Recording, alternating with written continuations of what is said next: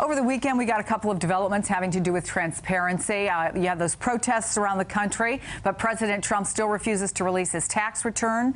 The other aspect, the White House's announcement that they're not going to make visitor logs public. This is a president who promised transparency. Is he breaking that promise?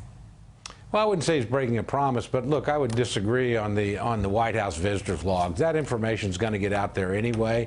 Yeah, but not until 5 years after he leaves. Do you think that the American people need to know who has the influence there? These are both questions about influence, really.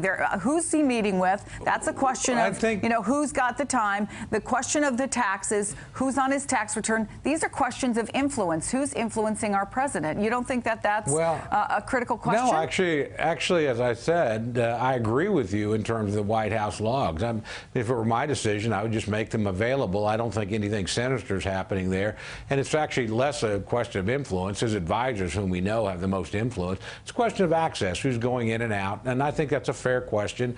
The president's within his rights, but personally, I would advise him to release them.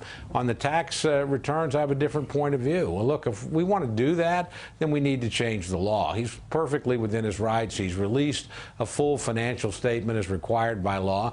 If people want to do something there, then pass a law. It shouldn't be retroactive. You could do that going forward. But again, I don't think you're required, because it's not a requirement of law, to make your personal taxes available to your opponents, so they can savage you with them.